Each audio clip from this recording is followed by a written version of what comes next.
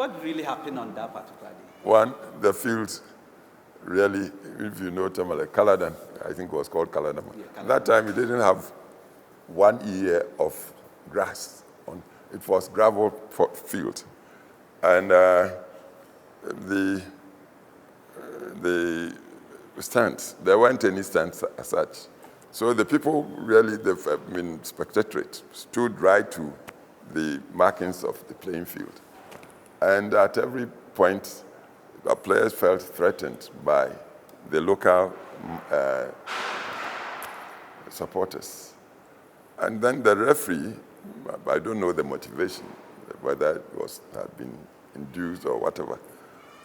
It was sort of giving fouls when there hadn't been any fouls, and mostly against Kotoko. So in the end, we found him whistling.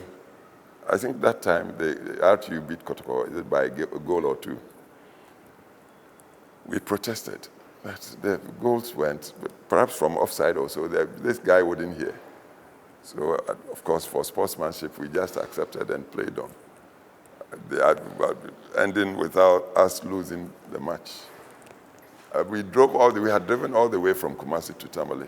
So at the end, with crestfallen, we were going to go back into our buses because the referee had really not been fair. We had protested endlessly. But we found that, in spite of the fact that we'd given the match to our opponents, the opponents were not satisfied. They started chasing us, throwing stones at us, and then beating their drums, hurling abuses. So players as well as the officials, we had to run for life's sake into our buses to go back. So it became something that registered firmly in our minds, that if that was the way officiating and playing were going to go, then